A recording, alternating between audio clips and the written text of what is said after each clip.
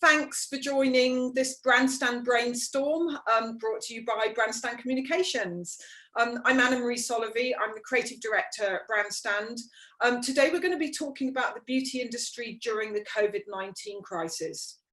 So our services may be closed, but sales of home care products have gone through the roof. We've proven the caring nature of the industry by generous acts from product donations and manufacture to support services for NHS staff. But what's really going on behind the scenes? Today, I'm joined by 3 industry experts across the categories of hair, makeup and nails. We also have an audience of, I think it's around 150 people. So I'm thrilled that you're all able to join, even if you can only join for part of it. If you click gallery view, you'll be able to see the panel as we're speaking.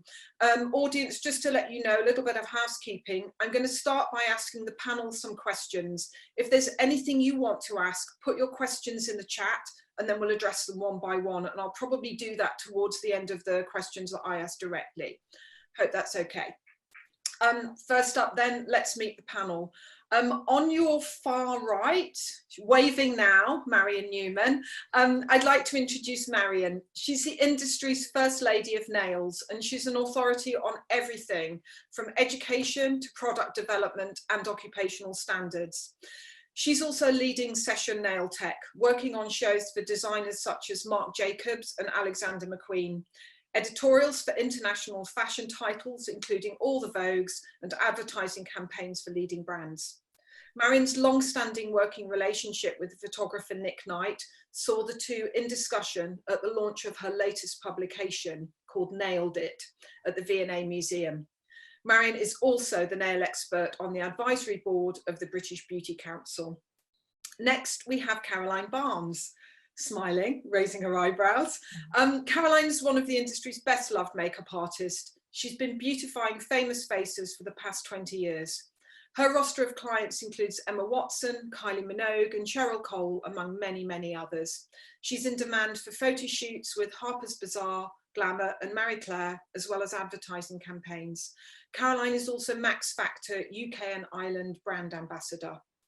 Her recent initiative to offer the NHS workers access to some of the industry's leading professionals via the hashtag NHS Morale Boost achieved its target of 1,000 last night. That's 1,000 consultations organised by Caroline with industry experts, so giving people who are on the front line access to the kind of morale boosting support that they need at this time.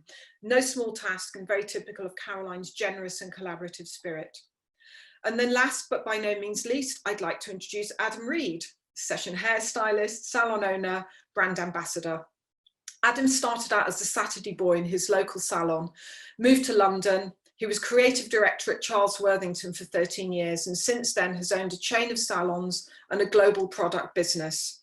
He's scaled the heights of international hairdressing, having worked with Madonna, Diane Kruger, Ellie Goulding and a host of other famous names. He's in demand for fashion shows and shoots and launched his new project, Adam Reed Salon, just before lockdown. More on that later, I'm sure. Adam's a well-known voice on social media where he shares his obsession with fragrance and Wednesday wigs or wig out on Wednesday. I love them. So I'm sure you've seen them. They're hilarious. It's Adam in a wig. He always looks good. He also tackles the much more difficult subjects of mental health and addiction. So well done for that. They're not easy topics to talk about. So I want to thank the entire panel for joining us and also all of the audience for attending. So I'm going to start straight in on the questions. Although there's a lot of negativity around the effects of lockdown on our industry, especially with businesses having to close, but tell me how you're managing to carry on during these times, and are there any unexpected wins, anything positive that's come out of this? And I'm going to ask you all in turn. So Caroline, let's start with you. Hello, thank you so much for having me. Well, firstly, fear was the first thing that happened, and not wanting to talk about beauty or makeup because it just didn't seem important. I remember I put a film out on my YouTube channel just saying that I think I need to pause because it just didn't feel right. And then as we've evolved over the few weeks and we've stayed indoors and that we, fingers crossed, know that we're not poorly, then you start to become practical and think, what actually can I do? What can I do to make a difference? And actually it was a comment that was left from someone because there's such an appetite, obviously, for watching people doing hair and makeup on screen, but obviously you're looking for what works for you. Does that person look like me? Is that my hair colour? What can I take from that? And she said, only if you could just look at my face and tell me what to do, that would really help. I've just finished a night shift, blah, blah, blah.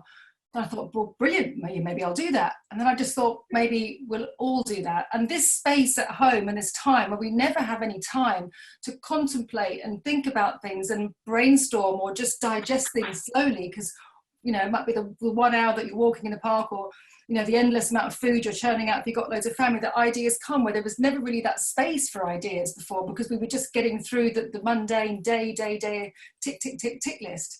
So for me, it was an opportunity to have an idea and make that idea a reality, which was beyond my wildest dreams, because I didn't really want to let the NHS down. I didn't want it to be perceived as frivolous, and the wording and everything that I wanted to convey had to be so important, because we as an industry know the feel-good factor, know the boost of talking about yourself or improving yourself or feeding yourself just in your creative juices, or just the application of makeup or doing something different. You know, we know that, but if you're not really into that, then you don't really know the benefits of it. Maybe you've never experienced it. Yeah.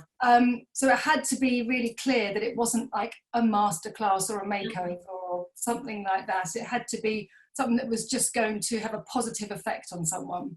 Yeah, it's been wonderful. I'm sure you'll be thinking about carrying it on once you've got a little bit more time. Well, I thought maybe there was some sort of software that we had to create to make people come together, but it was physically. It's in. Yeah, it's literally what we're doing now, isn't it? Adam, what about you? What sort of, your salon literally opened in February, didn't it? And how long were you open for before you had to shut down? Well, we had our soft opening just to make sure everything could run as a salon, and we were open for 4 weeks to the day. I mean, that's a nightmare for a new business, isn't it? I mean, it really is. On every level. But are there any positives that come out of it? Masses. One thing, I think we all needed a time to reflect. Yeah. Reflect on what was going on in the world. You know, prior to this, there's something quite biblical about what's been going on. I'm not a big believer, but there's something quite biblical. We had the fires in Australia. We had, you know, extreme weather. We were talking about climate change. We were talking about all of these things. We were working too hard. Yeah. And actually what I always knew, that the beauty industry were close, because I like to get on with everybody and I would never be scared to ask questions. And I know that that hasn't always been the way. And if I felt that I was stuck, I wasn't afraid to ask. And I've really, really savoured the time for reflection and the incredible camaraderie. And Caroline, what you've done is amazing.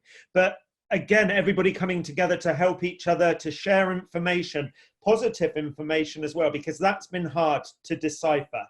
I'm a creative. I rarely read the tabloids. I would look at the news that I needed to look at and sort of work through. And actually, I instantly was petrified. I was petrified when it actually hit, because I'll be really honest, I never thought we would go into lockdown. Yeah. And I thought it was all a little bit too Hollywood. I watched Pandemic before Christmas, and it's like, this is just a Hollywood film. Come on, this can't be serious. And then it is serious. So, and again, I had the mental health element that I had to try to balance, because the last 7 months setting up a business, opening the business, shutting the business, played havoc with my mental health. But the camaraderie, people coming together and sharing positive and useful information has been incredible. Yeah. What about you, Marian? I mean, your business is hands. Literally, it's we're covering them up, we're washing them a million times. How are you able to kind of move anything forward at a time when we're not touching each other? You know, you can barely touch your own hands without scrubbing them first. Are there any positives that have come out of this for you? Yeah, loads actually. So many, because, you know, the beginning of March, I was over in Paris doing shows. You know, it was the time when everyone was thinking, oh, what is going on? Is this actually safe? You know, are we okay to be around these people that are traveling the world? And then as soon as that finished, it was like, bang, that's it, over. But I've seen an a huge amount of positives come out of this. Just before lockdown, I made some suggestions to nail professionals, you know, that if they're going to see their clients before we have to lock down in a few days, take everything off their nails, so you know they don't have to worry about it at home. Yeah. And I had a few suggestions on how they can keep connected with their clients and help them. And you know, I'm just reading all of the time now that so many nail professionals found ways of keeping connection with their clients, like sending them little care kits of things of how to, you know, keep their hands nice, how to keep their nails as strong as possible. And then a whole load of them that, you know, obviously had no income coming in, but they were making little sets of specifically and uniquely designed press-on nails that they'd send in a little box to their clients. I mean, I was telling everybody, no glue, don't send glue, send sticky tabs, so, you know, there's no problem. And there's a lot of people that I've been seeing that have actually managed to keep up a little income actually during the time by sending those little press-on nails, because, you know, we all know that a lot of people are obsessed with some things, whether they're obsessed with hair or makeup or nails. If they're obsessed, they're obsessed. Yeah. And lockdown almost makes it more important so that there's something to look forward to. So, I mean, I don't think, I'm always busy, but I don't think I've been busier. I mean, this is my office and I just spend umpteen hours a day in this room working on a project I'm doing. So I thought I had time for that, but then haven't really. But I started something right at the beginning of lockdown because I thought, you know, I could see that the mental health of staying at home was a bit of an issue. And you know, whereas we're all used to dealing with people all the time, we're with people, you know, we're all people, you see what I mean? And the contact had gone. So I started this little group, and I expected maybe maximum 200 people just to come on a couple of times a week to do a bit of education revision, a bit of, you know, maybe you've forgotten this or maybe you didn't know it in the first place. Anyway, that has turned into such a thing. And I'm getting, I mean, we've got nearly 1,000 people and I get several hundred watching each of the lives. And it's become, you know, what people are saying, it's like, oh, you're easing our mind. You know, there's something to look forward to. We're now planning instead of worrying about negativity. It's like, yeah, we're going to know when we can open soon. So I think, and, you know, both the things Caroline and Adam said, this sort of coming together with people willing to share, and I think it's actually been quite amazing. I mean, Adam, I'm not a believer either, but you know, there is something sort of biblical about it, and you know, the earth itself has changed. It's changed. You know, we're not going to wake up into the same world anymore. Yeah. So, as awful as it is, it's in its own way, it's also quite fascinating, I think. Yeah. No, I agree with all. I think one of the things that has been a problem sort of industry-wide is this sort of misinformation. I think there's been a fair bit of scaremongering in the press. Adam, you referred to that earlier. And then there was one report that essentially said, that's it, forget it. You won't ever be able to get your hair cut ever again. It was just the most extreme thing. Yeah. I'm wondering, given that lots of people have lots of questions, especially the industry, you know, it's their livelihood, businesses aren't open, where do you go for accurate industry news, and what are you doing to help share that? So Marian, you've talked about setting up these sessions where you've got 2,000 people. Presumably that's a great conduit to the industry. What about you, Adam? Who do you rely on for the truth? Do you know, it's really important to talk about it, I think, because it's so disruptive and it's unfair. I work closely with the British Beauty Council, and it's been brilliant not only to get information, but to direct me into the right direction to get information. And then what I've done my best to do is share. So I sort of opened up my social media channels and said, if anybody wants to ask any questions, please do feel free. If I can't help, we can look together to find help. Yeah. Millie gave me loads of different people to contact. I've written a couple down as well, because I use the NHBF, just because they've been brilliant at squashing out some of these negative features and just saying, look, don't look at this at the moment. This isn't true. Yes. I've also looked at the product companies that I work with have all been brilliant. So I work with L'Oreal Professional and Coty, and they both have really shared incredible amounts of information. And the thing is, what they're not doing, which I think is important, is saying this is a definitive yay or nay. They're saying this is what information we have, and let's work on that at the moment. So what it allows us to do is prepare. Also for me, Creative Head and Hairdressers Journal, the industry publications have been brilliant. And that's where I feel social media has absolutely erupted in this incredible positivity. And again, the camaraderie that comes in on there, because what they'll do is post it on their social media platforms so that everybody can see it. And for me personally, and then for what I can do for my team and for other hairdressers, is just say, just ignore that at this time. Yeah. And actually eliminating those negativities or those negative messages or the scaremongering clickbait messages allows you to think straight. Yeah. And I find that, because again, you know, when that happened in the newspaper, everybody panicked, and they shouldn't be panicking people at the moment. But what these people that I've just mentioned, and there are a lot more, but they're the ones that I tend to go to, they just smooth that water back down and then feed the right message or the right information as it comes through. And that's been brilliant. And also it's just sharing your contacts to get to the right people to eliminate that negativity. And again, I think that's been amazing. I agree with you that social media has been a great place to sort of share all of this to a wider audience.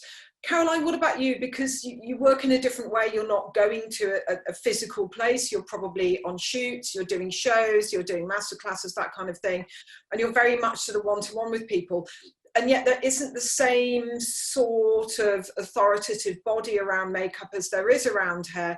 Who do you go to for direction and advice? And, you know, exactly like you say, Anna, there isn't one hub that you can go to. So it's very much communication through friends of mine, whether it's fellow makeup artists, agents, PRs, a real kind of, you know, plethora of people. But the thing is, nobody knows right now, and we're all in this frozen stage until maybe what happens on Sunday. But I just know that obviously we all know this is not going to last forever, and the most important thing is just to prepare that when we do go back to normal life, you know, looking at Germany and look at the countries that are turning and that the rate is dropping, when, Adam, you go back to business, my God, are you going to be busy? Yeah. So it's just really important to remember that this is just a moment in time and it will pass. So everything that you need to do to get prepared and to get to sort, that's the thing that we need to do. Talking to people on social media is really important, but you take that with a pinch of salt. Any information that you take as gospel has to be from a valid source. Obviously, but like you say, there are so many people saying X, Y, and Z. Well, you just need to get rid of those completely and follow the people that you trust. In terms of like publicists or making the films, because of Bond was moved back to November, a lot of the actors and actresses that will be traveling probably won't really be traveling, and everything will be done via Zoom. A lot of those interviews won't be happening at the junkets that we used to do, won't be happening in hotels in London. They'll be all happening by Zoom. So there will be a real sense of lack of human connection. And when we actually get to work as individuals, I'm not actually sure. I have bookings at the end of May, but they're all in there tentatively, again, because till we see what happens on Sunday, I guess. So week to week to week, we're changing. But like the guys have said, because of social media and because of what's happened, we've clung together. It's great because we are all individuals, we're all self-employed, and a lot of us are all competing against each other. I mean, obviously I've been doing it so long now, you just know that you do your best and you are you, so it's not really competitive anymore, but we're in it together. Now we're supporting each other, which, you know, hasn't really happened because we never really crossed paths, not because we didn't want to. Like back in the day when you were doing shows and you were with your team, that was great. But then when you go off and you know, surge your own career, you don't really meet other makeup artists. So that's been really wonderful. So when I start to kind of freak out, and obviously, you know, money is obviously a big issue for all of us. We need to pay our mortgages and our rent. I just know that when we do get back, and there will have to be certain guidelines that are in place in terms of people's kit, in terms of what we do, how we act, how we are.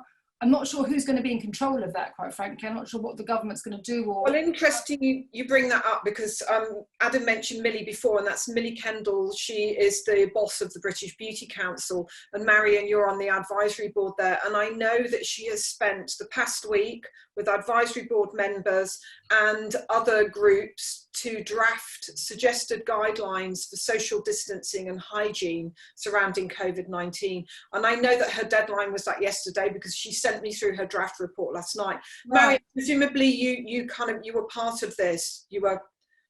Yes. You're ready. That was a load. I mean, that's a hell of a lot of work, and it's, you know, it's a new. The British Beauty Council is relatively new. There are other industry bodies, but it's helped to bring everybody together to be able to address the issues that we all know, as you know, as experts, you're going to be facing, and put them in front of government and ask for some feedback, because actually we're all looking to government to lead the way on this. So what were the details of that?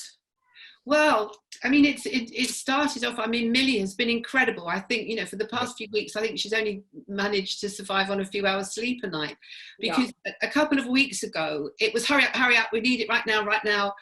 But then it was like, oh, okay, hold on. So, I mean, I think the sort of instructions from the various government departments have been a bit confusing. And I still think there's no clear path of exactly what's going to happen. I mean, obviously we're going to learn a lot on Sunday night, but yes, I think pulling together all the various guidelines so that the British Beauty Council at least have their suggested guidelines, and bringing in associations and other people to put it all together has been an astonishing job.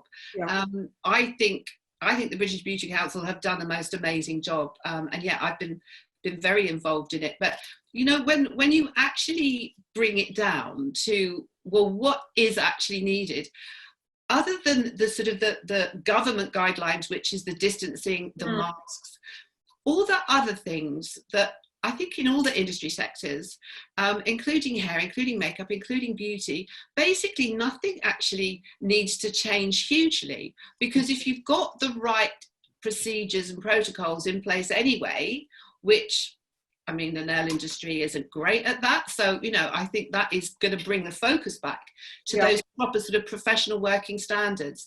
So I don't think those sort of, I mean, I've just called it a risk assessment all the time. I don't think they need to actually change. They just need to be more focused on. It's just the distancing and the masks, and otherwise, that, you know, the whole hygiene thing should be there anyway. Absolutely. Yeah, I mean, that kind of leads me on to the last question, which is, well, my last question. I'm sure there are lots of attendees who've got plenty of things to ask. Because we've been talking about this as an opportunity for change, in your particular sector, can you tell me just one thing or a couple of things that actually need to alter to make that better? And what can we do to make that happen? And I'm sorry, I'll start with you again, Marian, because we were beginning to discuss it. So hygiene, definitely.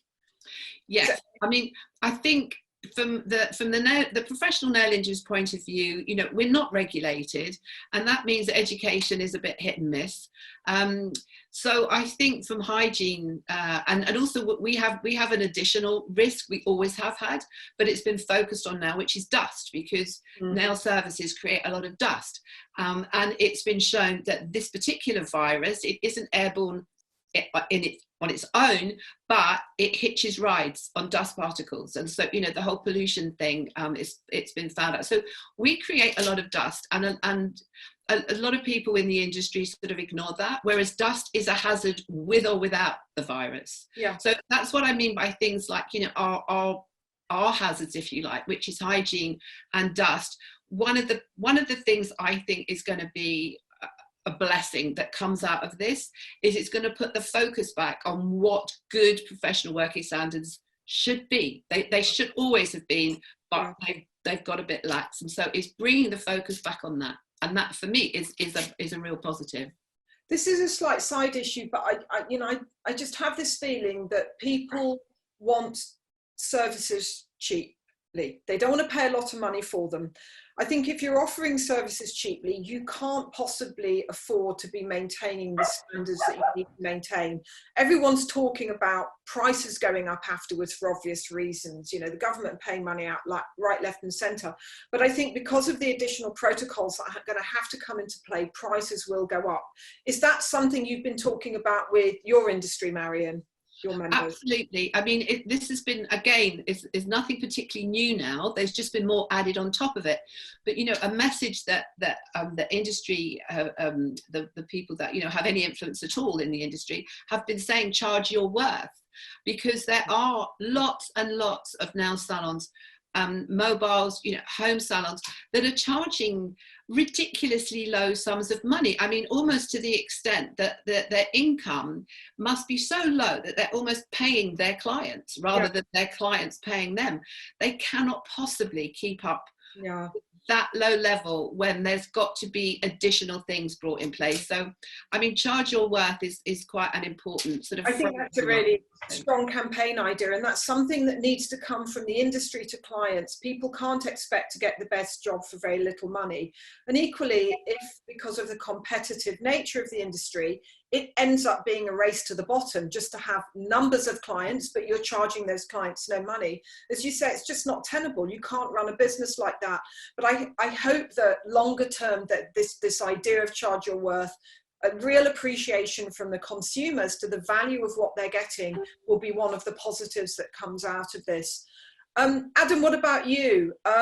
Change for the better in your particular sector? You know, I do think one of the things I was saying earlier is the camaraderie has been incredible, but I do think there is a thing to do with regards to hygiene. And like you were saying, Marian, just making sure that these are upheld across the board. Also, it was interesting because I saw last night on the news that there are some barbers that have stayed open. I walked past a barber this morning in Hackney, and it was open and it had people waiting with an utter disregard to any social distancing. And again, it's just everybody realizing. It was quite interesting come to the end because I did not know whether to shut or not. Mm-hmm. And I was talking to Nicola Clark, to Larry King, to Sally Brooks, and we were all coming together and working together. There has to be more of a governing body that covers everything. And it's important because ultimately most of us do it. Interesting, like you said, Marian, for me, hygiene is something of the utmost importance.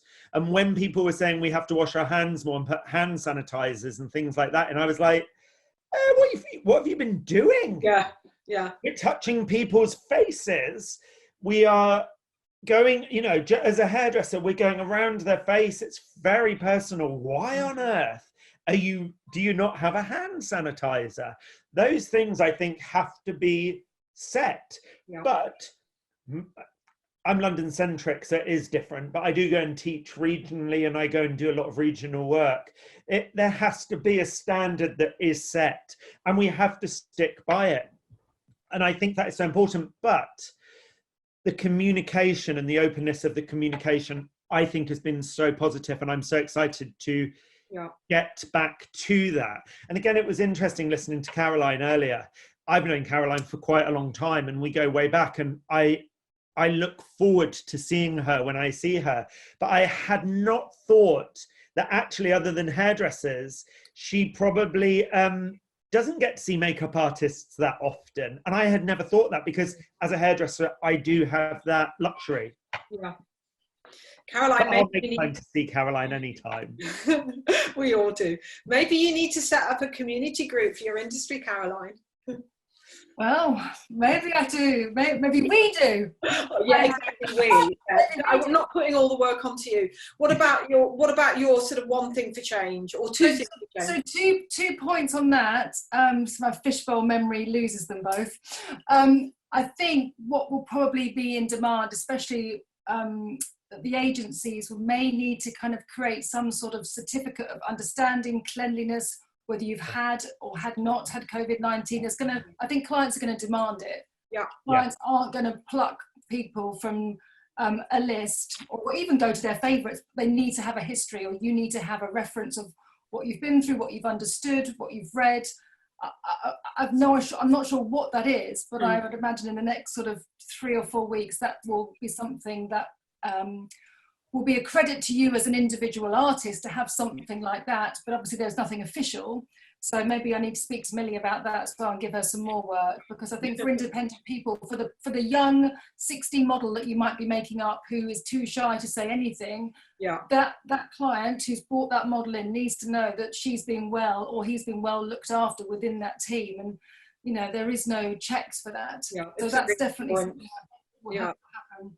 And secondly, I was talking yesterday to Georgie Dawson, who you know, and I was saying that because obviously it's going to be very difficult now when you're trying to sell makeup in stores to people, that people aren't going to want to do that because again they don't know who you are. People are going to be quite agoraphobic when this lockdown finishes, because a lot of people have been quite used to being indoors, and then to go out again, it's just another stage. I mean, I'll be racing like a greyhound, but that's not for everybody at all. So I think the way that we will change is in human connection, because I think we've all felt that benefit, whether you've lived on a street and you never ever spoken to your neighbours and you got a slip, you know, a little letter through your door saying, hey, I'll get your veg for you if you can't get out.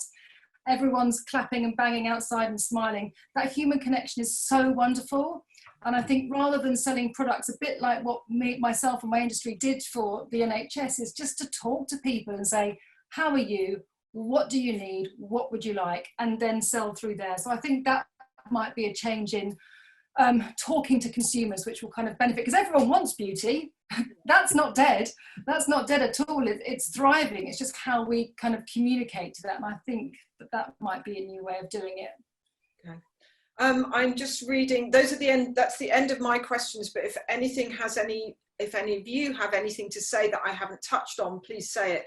And I'm literally just reading the sidebar now with lots of questions. Lots of people saying we need an organisation that can provide cross-industry regulatory controls. I mean, certainly one of the reasons why we set up the British Beauty Council wasn't necessarily to be a regulatory body, because there are some of those, and also the sort of local councils, it's environmental health that's in charge of that, and there's also government level. But it's true that we were looking at it as a way to bring together all of the different disciplines. But it's very much in its infancy. We only launched in July last year. We've barely been going a year. It's been a huge amount of work for very few people. And also funding the British Beauty Council is difficult. It takes a lot of time, so you have to sort of keep the fundraising going. And I'm hoping that one of the things that comes out of all of this is that we get more members and we get a bigger sort of voice and a bigger representation of the industry. I've just got a question here from somebody saying, while beauty isn't dead, I do worry how many customers have been so financially harmed by this pandemic. Will they have the money to come back for, say, nails and beauty? I mean, you know, that's a relevant question. If you've not been working, I mean, I'm freelance. I'm hoping that I'll get something from that fund in June, but I don't know. Some people have been furloughed. Some people are on reduced salaries. Some people are going to be made redundant. A lot of people are going to be made redundant because a lot of businesses will close. And I guess one of the things that this pandemic has brought about is we've all looked at what's important to us. I know that sales of clothing have gone down. Actually, Marian, I was thinking earlier, sales of nail polish have gone through the roof, haven't they? Because people are doing this at home. And it's almost like, I think it was Leonard Lauder who coined the lipstick index, which was about how during economic downturns, the sales of lipstick go up because people want that visible, feel good, relatively inexpensive buy, something that lasts a long time. And I think nail polish specifically has ended up being, it's almost like the nail polish index is the sort of the marker of this pandemic. But I do think that it's, and I do think that, do you feel that people are going to spend money on beauty in the way that they did previously when they're having to sort of really look hard at their budgets? Is that to me, Anna? Yeah, I mean, it's to all of you. I mean, my answer is I hope so, because we kind of need to keep going, but maybe we keep going in a different way. What do you think, Marian? Well, I think we're definitely going to lose some, because, you know, some people are just not going to have the finances. But if you look back, you know, over the last sort of 20 years, 30 years maybe, when we've had a financial crisis, I know this is different, and obviously this is much bigger, and, you know, it's got many other aspects to it as well. But if you look back at a financial crisis, then, you know, people don't have the money for a fancy holiday, they can't buy a new car, you know, there are the bigger things that really do go on hold. But sometimes you just need something that is the feel-good factor, that does make you feel better. And you know, things like getting your nails done is relatively inexpensive, and a lot of people are obsessed. I mean, we are going to lose some, but I think as soon as those nail salons open, as long as clients feel comfortable in there and they feel safe in there, I think they are going to be queuing out the door, but obviously 6 feet apart in their queues.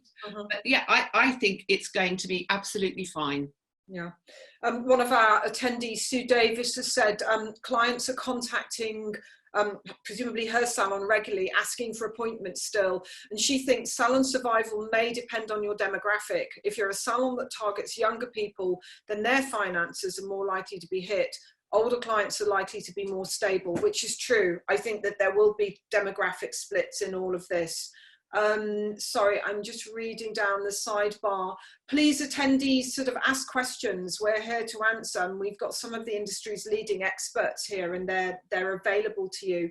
I was thinking about what you were saying just now, Marian, about the kind of how, and other attendees have sort of said on the sidebar, sales of nail polish and lipstick always boom during times of recession.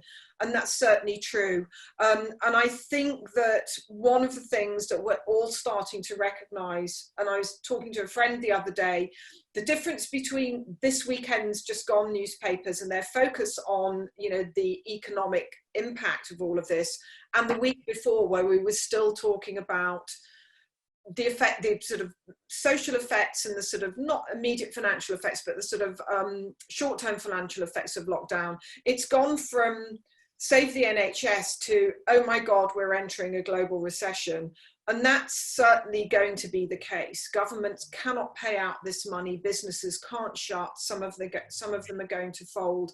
But I do feel that the beauty industry has shown its resilience historically during the recession, even at times of war. One of the things that I thought was interesting was how some companies have managed to change their production to make things like hand sanitizers. You know, they've literally turned off making shower gel and they've switched on making hand sanitizer. And I think it's shown that we can be really flexible. Are there any examples that any of you know of where that's happened, where the industry, you know, manufacturing part of the industry has just responded to this crisis and sort of turned their production lines over to something that's actually really critical? We've had, for salons, L'Oreal Professional are providing all of their salons with the PPE that we're being asked.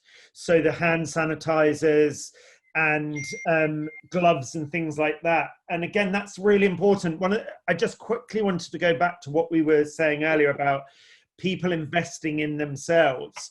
I truly believe that from a hair perspective, people will come back. I think there are going to be a lot of mistakes at home with color cutting, that sort of thing. But also, do you know what's been really interesting is people have allowed their hair to grow out, and what they're looking for, they'll come in, but they'll come in less. And as a salon, myself and my team, we're working, and we have already started a scheme saying we truly understand that some people are going to be shorter of money. London, again, it's quite difficult because rents and everything is so expensive. But we are communicating with our clients to let them know that if they have been furloughed, if they are short of money. Before we shut, we were inviting NHS staff to come and get their hair washed and blow dried at the end of a session, so that they felt like they don't have to wash their hair, which is so nice as well, that personal touch, which we may not be able to do. But we have carried that on to invite the NHS staff in for a cut and blow dry after and a treatment, and L'Oreal are supporting us there. But I believe that people will come back in, and everybody wants this to work. So L'Oreal for us, and Coty, where I am with GHD, they're really helping us out to make sure that we're covered when it comes to that. Because also, I went to buy capes, aprons and things the other day, and they were extortionate. And I was like, God, if I don't have to buy these, but I'm buying them, it's frightening because we're not getting those guidelines, but actually we're getting real help from the companies to make sure that we open hygienically and suitable to carry forward, which I think is so important. And we're getting the sanitizers and the gloves and just the things that we need to reopen that then allow us to offer our clients the service that they need. And it may be a budget for a little while, but I think we're all going to be on budgets for a little while because we're all going to be on thin ice, knowing what the new normal will be. Well, it's interesting what you say about rents and central London and city centre rents, which is where most hair salons are. Is really interesting. I was reading something in the FT at the weekend about it was actually a sort of a clothing retailer and saying that they need landlords to understand that they cannot keep charging these high city centres because they're gonna lose business. You know, already the huge, companies like Into, who bought a lot of the Westfield sites. Then if you keep charging the same amount of money for space and yet you don't have the customers going in, you have companies that can't afford to pay the rent because they don't have the customers, therefore they're not selling the product. And it's always, for me, and this is my personal opinion entirely, it feels as though the landlord is a very important part of the jigsaw as to how we start to put things back together in the future. They have to come down. They have to understand that to regenerate these businesses post-lockdown, to get people in, everybody's got to take less. So that there's without a doubt. I'm hoping it will sort of address some of that kind of institutional greed in a way.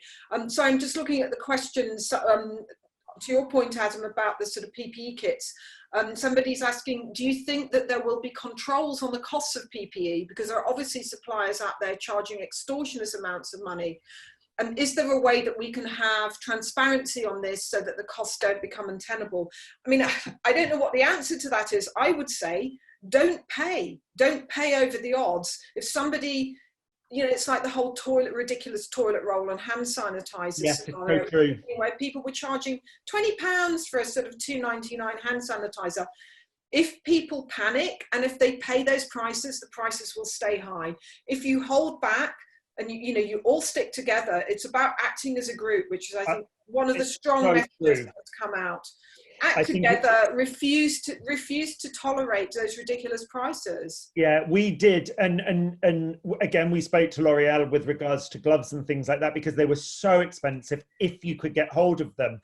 And I truly believe that is the way to do it. And actually, at the moment, I'm beginning to reach out to other hairdressers across the UK to look at how we can manage this, because it is so important that if they're on, I think, is it Sunday or Monday now that they're going to make the announcement? Somebody told me earlier it was Monday. Sunday, I believe. I don't know. Because if they start to implement, one of the things that I was saying is if we're being asked to wear face masks and gloves, then we have to look at that being funded.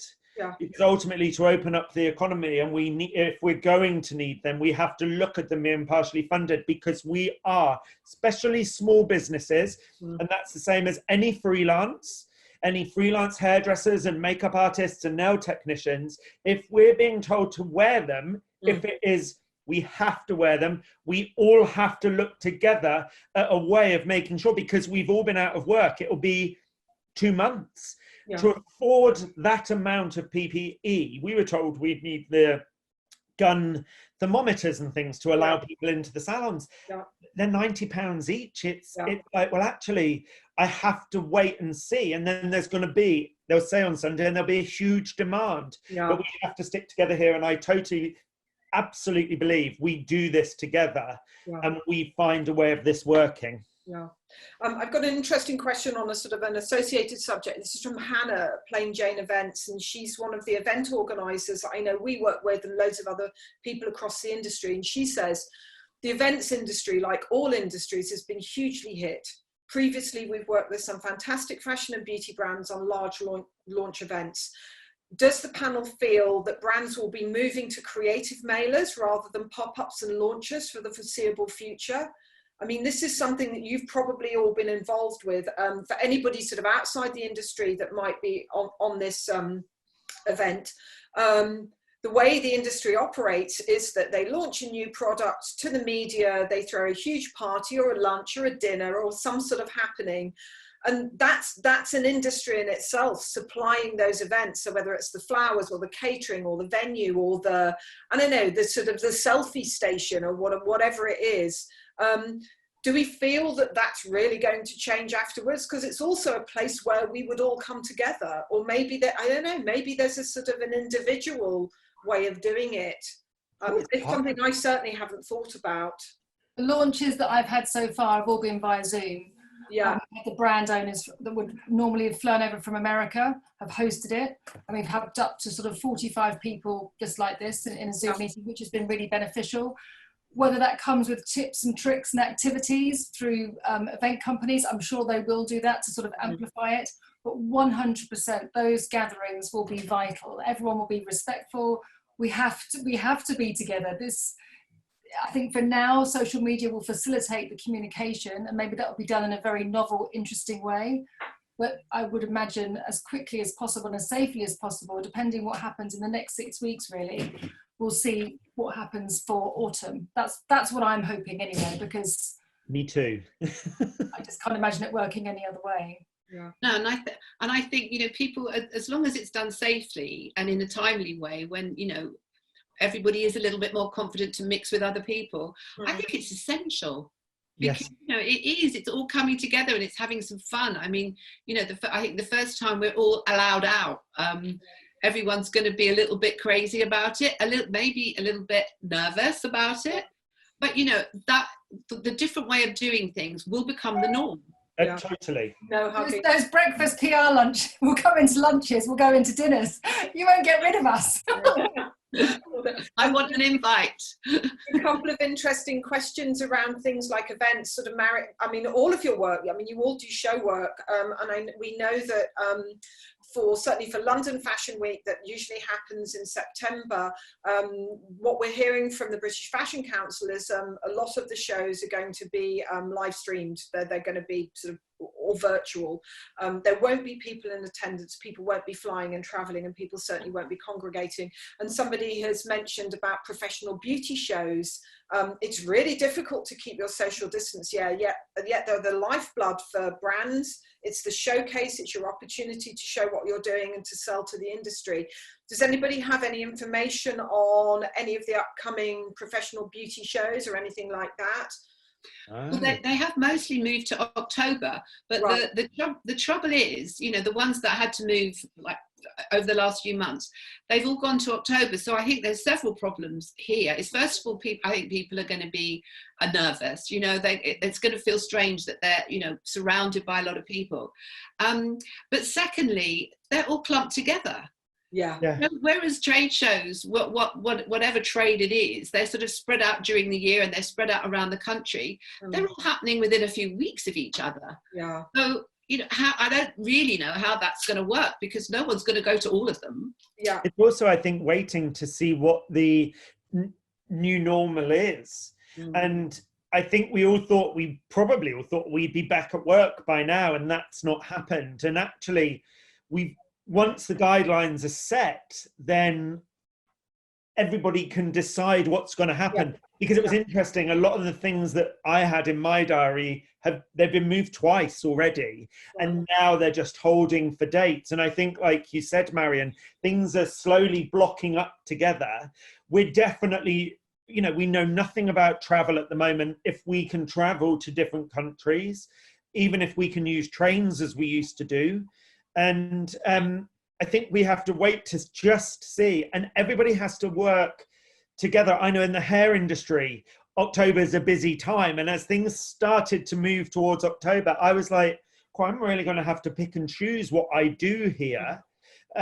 Firstly, from my own personal level, what I don't want to do personally is go back in where I'm working 24/7 and exhausted the whole time, because I think this is one of the positives of us having to go into lockdown that we can reassess the importance of personal time. And I think that everybody's really going to have to pull together, because we won't be able to do it and people won't be able to facilitate it. But it still may be that social distancing, they're saying it may carry on for a year. Yeah, that would stop any of our trade shows where we are rammed in together looking and seeing, and you don't know who is in there. We're not going to be able to manage it. It'll be too expensive. We've all been we've shown that we're all able to adapt to actually very challenging situations quite quickly. I mean, I'd never done a Zoom before. I checked my Skype the other day. The last Skype call I did was in 2016, and then I had to do one with a kind of an international client, and all of these different sort of ways of coming together, and the birthday parties with 5,000 drunken friends, and you sort of sitting there thinking, oh my God, I've got a cake in the oven and it's burning. And we've adapted quite quickly, and I have to say, with the help of technology, to be able to be together and share ideas and get stuff done. I think that what we've learned during this time and how we've sort of managed to sort of come together during this time is something that we'll carry on doing. Yeah. But I agree with you, Adam, until we're faced with what's next, what do we have to do? Actually, none of us know, but I would like to think that this has brought out real creativity in people as well. Absolutely. New ways of thinking, new ways of operating. And also the point that you just made, so many of my conversations are with people, they're very much at the top of their game, saying, you know what, I don't want it to be like that anymore. I spent my life on a plane, I spent my life on Eurostar, I was stressing about, a show, blah, that yes, would be wonderful to be involved with, and yes, paid me money, and yes, was a sort of a recognition of where I am in the industry, but actually, did it fulfill me? Did it make me happy? Did it change lives? Was it important? Yeah. I think that's the sort of underlying message that everybody's starting to kind of just allow to percolate through their brains. Absolutely. And we've probably still got 2 weeks of it. And again, I really want my salon to open. I do really want it to open. I'm not going to lie. I want to see my clients and I want to see my team, but I definitely don't want to be in there at 7 o'clock in the morning and then finishing at 10 o'clock at night.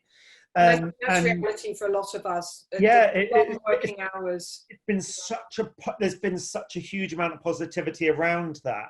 Yeah. And knowing that when you do something, the reason that you're doing it, you're not just doing it because you think, oh, if I don't do it, somebody else is doing it, and the competition and all of that. There's quite a nice thing about the fact that it was like a tsunami of information thrown at us all the time, and there was always the next thing, and we never had time to properly reflect. This has given us that time, and ultimately it's a really nice feeling, and it's positive. And I think we can run our businesses better, and we can be a lot more honest with our clients, but also with our landlords, and say, actually, you're charging me too much money. I'm an independent business. You need me because I'm independent, because the high street around me is in real trouble. Yeah. And I've got to say, our landlord has been amazing.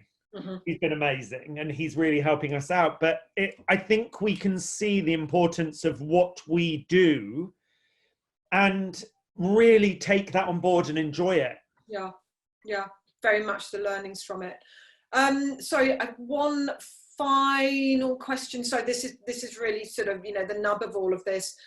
Somebody said, I know it's speculative, but do any of you think that realistically it's likely that we'll open in 4 weeks? Spain and France have already opened, but then Republic of Ireland is saying mid-July. Scotland have just continued their lockdown till the 28th of May, which may be an indicator of Boris's statement on Sunday. I mean, I kind of think that speculation creates a bit of insecurity and false hope, and actually somebody else, one of the other attendees, has just said, can we wait and prepare ourselves and do the risk assessments, reworking all appointments and not slog ourselves to death, which was very much your point. We're pretty much done, I think, in terms of time. So unless any of you have anything else to say, or we get any sort of last minute questions in, I kind of want to preempt that by just saying thank you, everyone, for taking part. I mean, it's been so informative. We've all learned something. I think that the sense of community that's been created out of this, and that we're all coming from different sectors of the industry, but we're all saying similar things, is really, it feels very supportive. I mean, I certainly know that if I was in your positions, I wouldn't feel as though I was on my own. And I think that's what's been very difficult, caused by isolation. So I just want to thank everybody for taking part, and then don't forget to join us for the next BRANDstand Brainstorm, which is going to be in 2 weeks' time on the 21st of May at 2 p.m. and we're going to be talking about Best of British. So we're going to have some representatives of British beauty brands who'll be talking about how they're managing, what's important about the British industry, and what their hopes are for the future. And you can get free tickets through Eventbrite, and if you want details of that, just go to BRANDstand's social media platforms, so BRANDstand at Instagram, and then other panelists taking part. So everybody, thank you once again. And I've just had various attendees who are just saying thank you, thank you, thank you, thank you, fantastic content. Sorry, this is mighty, I'm so hopeless. Our Instagram handle is @BRANDstandComms. I should know. I did know that, I just forgot. And everyone's saying thank you. So I'm gonna sort of wave goodbye, and I really hope to see you soon. And I'm kind of really glad I've got grey hair. I haven't worried about colour. I've been cutting it myself. And Marian, I've been using my nail oil. Well done. Every day, 2 or 3 times. She told me off about that about 20 years ago, and every time I get it out, I think, I'll just put it on. Marian told me. Me too. She got me using nail oil and every day. Bossy. Yeah, bossy. Bye, everybody. It's lovely to see you all. Thank And thank you. you, everybody. Thank you so much, Anna Marie. Thank you. Thank you, Anna. Bye, Bye. Bye, Marianne. Bye. Bye. Bye. Bye.